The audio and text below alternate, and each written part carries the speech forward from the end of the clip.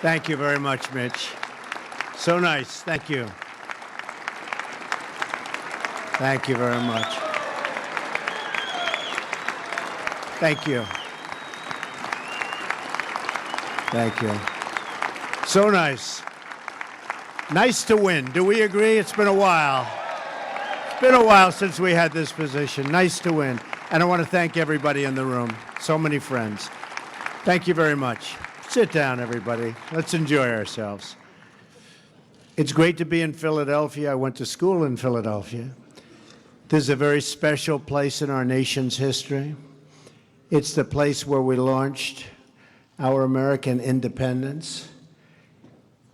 The state of Pennsylvania is very special to me for lots of reasons, especially from a couple of months ago, remember? Pennsylvania cannot be won. Remember? Pennsylvania cannot be won. Right, Congressman?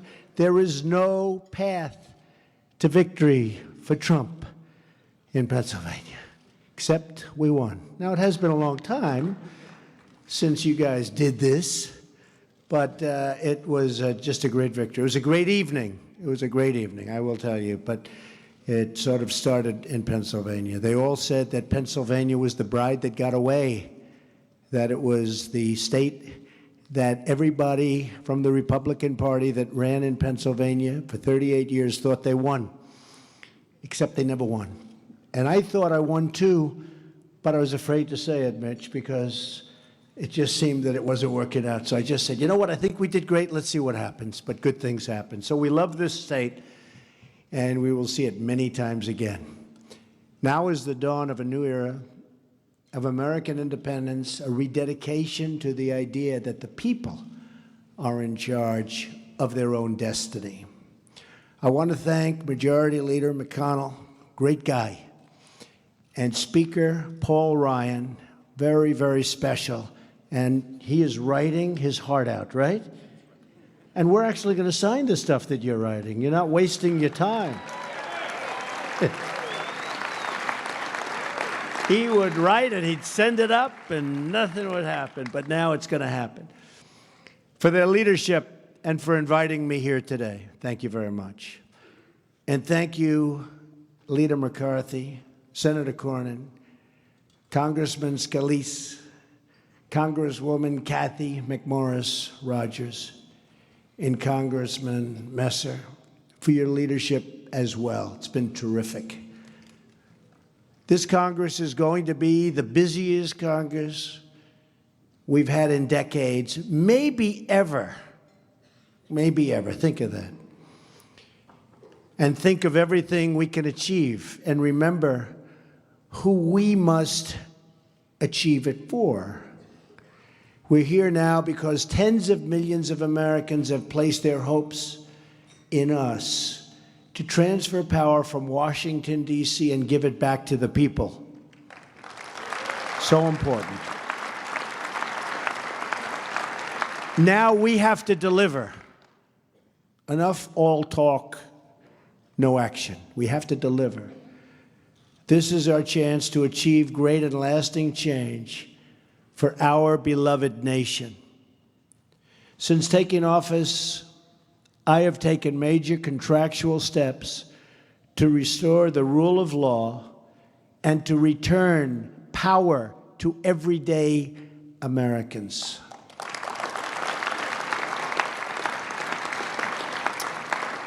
And even though it's only a few days, we've done it in record numbers. We've issued executive orders to build the Keystone and Dakota pipelines.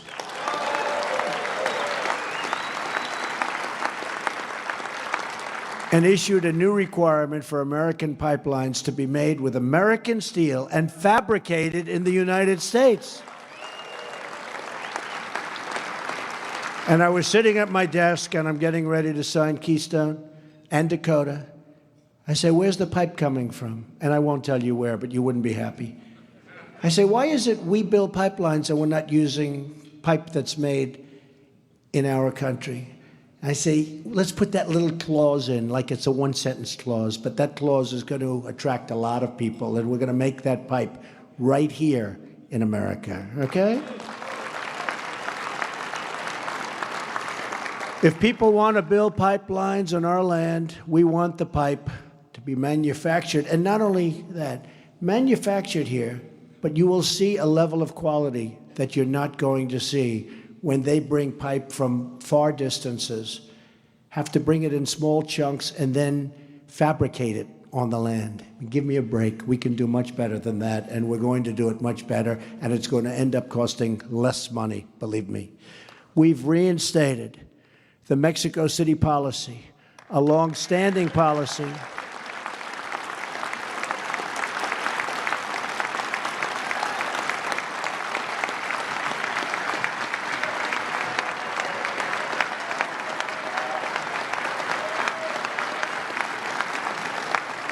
Isn't that nice? And by the way, on Friday, a lot of people are going to be showing up to Washington, right, Mike? A lot of people. You know, the press never gives them the credit that they deserve. They'll have 300, 400, 500, 600,000 people. You won't even read about it. When other people show up, you read big time about it, right? So it's not fair, but nothing fair about the media. Nothing. A long-standing policy to ensure taxpayer dollars do not fund abortion services overseas. We've issued executive orders to remove wasteful regulations that slow down commerce and delay infrastructure, which we desperately need. The very beginning of a massive effort to reduce the crushing regulations on our economy, and we are going to reduce regulations big time. We've also withdrawn from the Trans-Pacific Partnership, paving the way for new one-on-one trade deals that protect and defend the American worker. And believe me, we're going to have a lot of trade deals. Mitch, don't worry about it. Just give me a little time. But there'll be one-on-one. There won't be a whole big mash pot. There'll be one-on-one deals. And if that particular country doesn't treat us fairly, we send them a 30-day termination, notice of termination. And then they'll come and say, please don't do that, and we'll negotiate a better deal during that 30-day period. The other way, you can't get out of it. It's like quicksand. Plus, we're going to have very, very strong controls over monetary manipulation and devaluation, which they didn't have in TPP. So this is going to be so much better, and we're already on it. I would like to have my Commerce Secretary, Wilbur, approved because I hear he did fantastically well, but they're not quick with the pen on signing these people because we'd like to have him approved as soon as possible. So I know, and Mitch says it will be done, and it will be.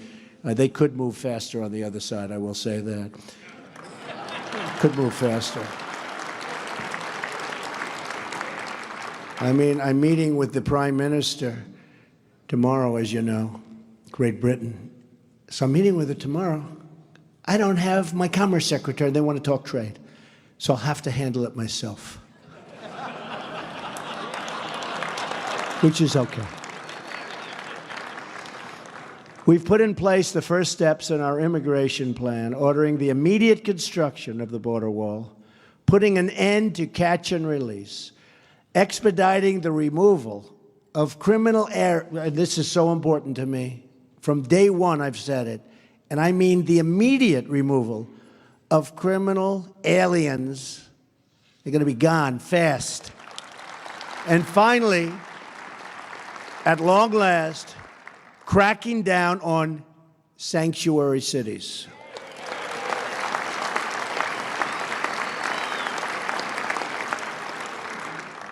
It's time to restore the civil rights of Americans, to protect their jobs, their hopes, and their dreams for a much better future.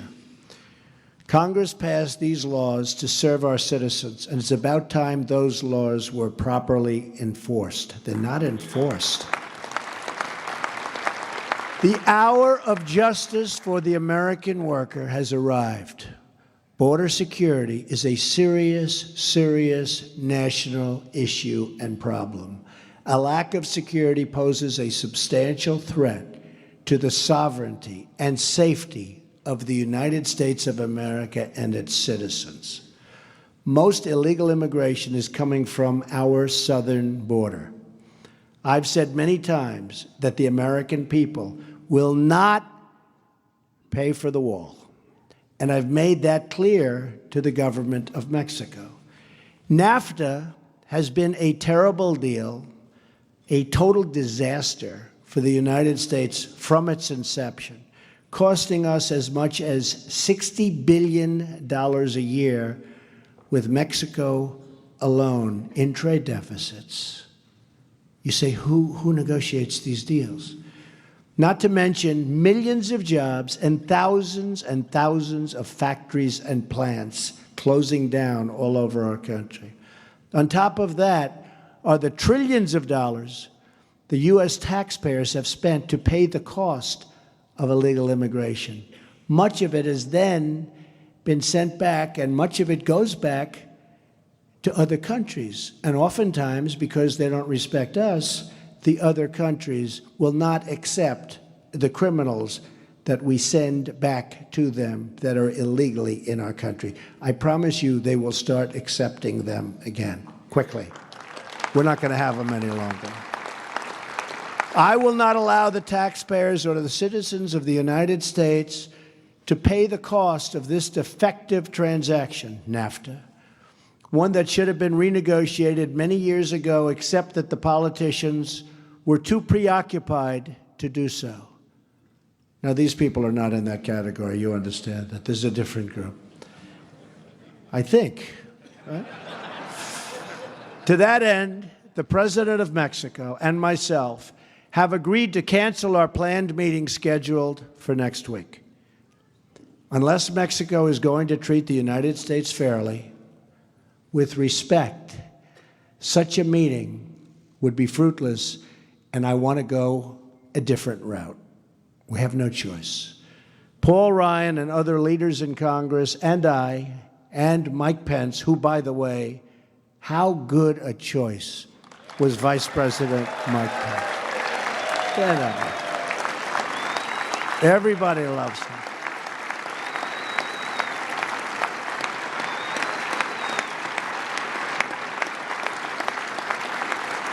In fact, anytime I got myself into a jam early, I haven't been doing this stuff too long, right? But anytime I got myself into a jam, oftentimes they'd say on television, yeah, but look, he picked Mike Pence. So he's got to have something going, right? So Mike really helped me a lot. Well, we're working on a tax reform bill that will reduce our trade deficits, increase American exports, and will generate revenue from Mexico that will pay for the wall if we decide to go that route. It is time that the American people had a president fighting as hard for its citizens as other countries do for theirs. And that's exactly what I am going to do for you. Believe me. Thank you. Thank you.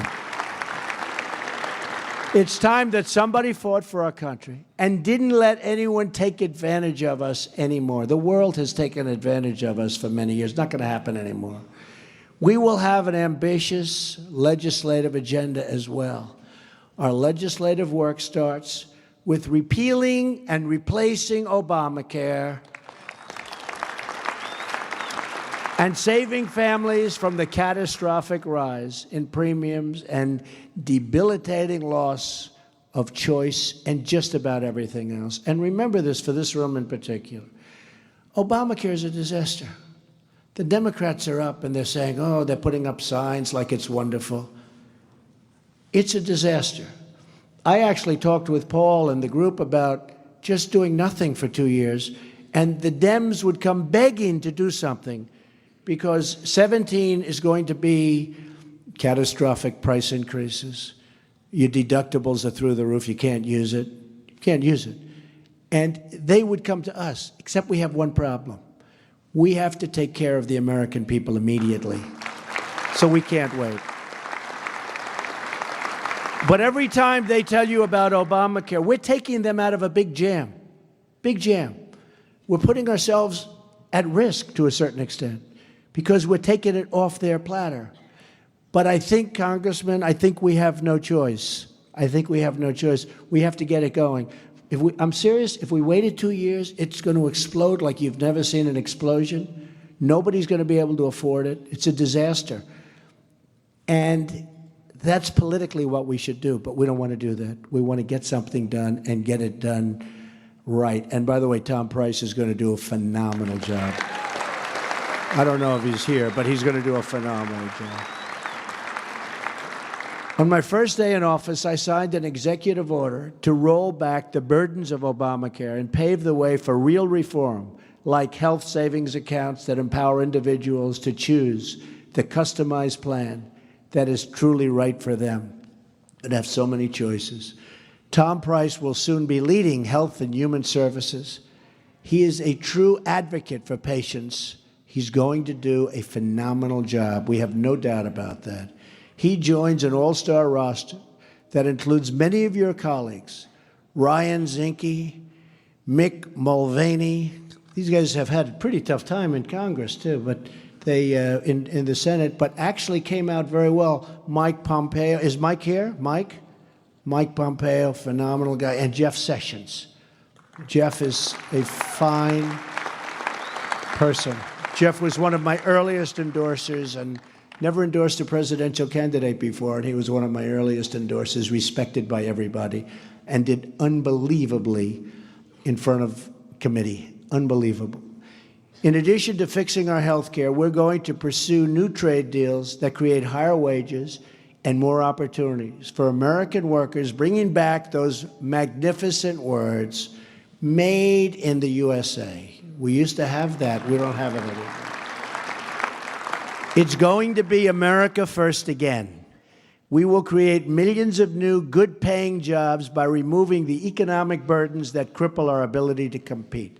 At the center of that agenda is bold tax reform that massively lowers taxes for our middle class and for all American businesses. We will also pursue financial reform that will help striving Americans get the credit they need to realize their dreams. Republicans have always been the party of American industry and the American worker. We must embrace that heritage, rebuilding this country with American goods and American labor. And we've started, believe me, over the last couple of months. I don't know, I'd like to say I did about as much as anybody or more in terms of getting industry to start coming back to our country before I took office. But we have a lot of great news with Ford and General Motors and Fiat Chrysler and so many others. We have a lot of great news. Lockheed is adding a lot of different people, a lot of additional people, Boeing. We have a lot of positive things happening, and it's really going to start bursting out. You're going to be seeing it very soon. We want to get our people off of welfare and back to work. So important. It's out of control. It's out of control. And we believe that the world's best country ought to have the world's best infrastructure. It's what our people deserve, and it's what we will ensure they get. Our infrastructure is in serious trouble. We will build new roads and highways and tunnels and airports and railways across the nation. We will fix our existing product before we build anything brand new, however. We have to fix what we have. It's a mess. So we're going to fix it first. The thing I do best in life is build. We will fix it first because we have a lot of things that are in bad shape. And we will rebuild our military and take care of our great veterans.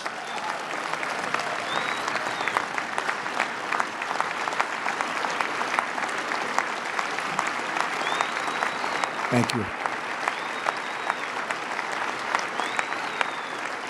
And we're working hard with the veterans. We're going to do something very special with the veterans. It's time. At the same time, we will unleash the full power of American energy, ending the job-killing restrictions on shale, oil, natural gas, and clean, beautiful coal. And we're going to put our coal miners back to work.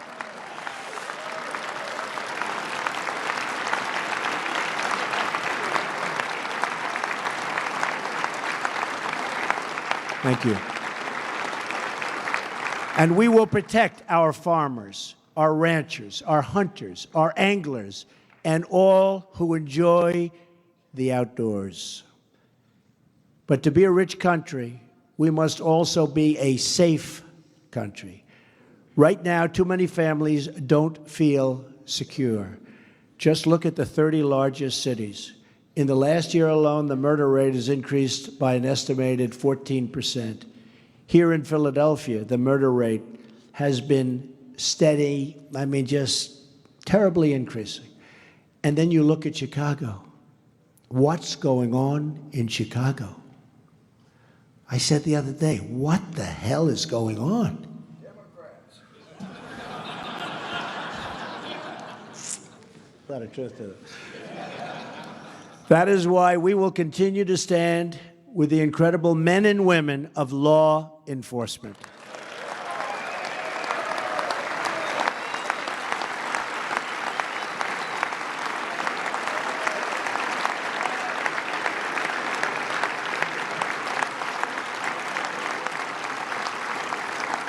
Yesterday, I had the honor of swearing in General John Kelly as our Secretary of Homeland Security. It's going to be amazing. Tomorrow, I will swear in General James Mattis as our new Secretary of Defense. These men have devoted their lives to defending America, and now I look forward to working with them, along with our great new head of the CSA. You know, we have so many different people that we are putting in office. I think it's the group of all-stars like really nobody has seen before, right? Where is Pompeo? Where the hell is he? Did he ever come here? Oh, he's working? He is going to be another one of the big stars. I have to mention him every single time. He's going to be great. One of you. And with you in Congress to keep our country safe from the many threats we face today. That includes protecting Americans from radical Islamic terrorism.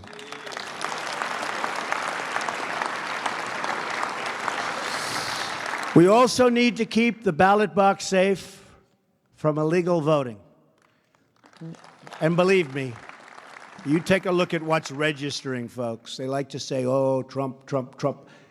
Take a look at what's registering. We are going to protect the integrity of the ballot box, and we are going to defend the votes of the American citizens, so important. All of us here today, for the same reason, to serve the citizens of our country. We are not here for ourselves. We are here for them. We are here for the people. We are blessed by divinity and honored by history with the task of preserving this great republic and expanding its blessings to every single American. Thank you.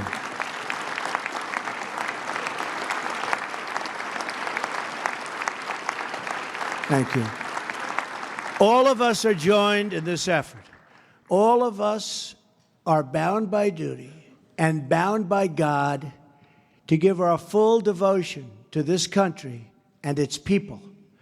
That obligation forms the moral foundation of our agenda. That agenda includes a lean, efficient government, appointing Supreme Court justices, so important, who will uphold and defend our Constitution, reducing taxation and regulation, fair trade that creates a level playing field as opposed to what we have right now, and fostering respect for our country and its flag. We are now only at the beginning of this incredible journey together. I am honored to be your partner in this amazing quest. I am privileged to stand with you, shoulder to shoulder, as we work every single day to make America great again. Thank you, God bless you, and God bless America. It's a great honor to be here. Thank you very much. Thank you.